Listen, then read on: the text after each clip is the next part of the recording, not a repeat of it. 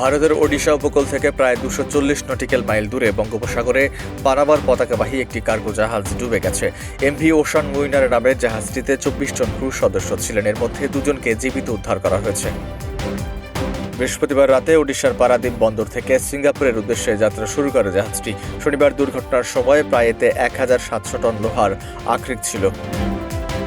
জাহাজের 24 জন ক্রুয়ের মধ্যে 20 জন চীনের, 3 জন মিয়ানমারের এবং 1 জন বাংলাদেশের নাগরিক। শনিবার বেলা 11টা 48 জাহাজটির সঙ্গে যোগাযোগ বিচ্ছিন্ন হওয়ায় বিষয়টি জানতে পারে শ্রী বিজয়পুরামের মেরিটাইম রেস্কিউ কোঅর্ডিনেশন সেন্টার। পরে জাহাজটির মালিকানা প্রতিষ্ঠান Victory Star Group Company Limited উদ্ধার অভিযানে সহায়তার অনুরোধ জানান।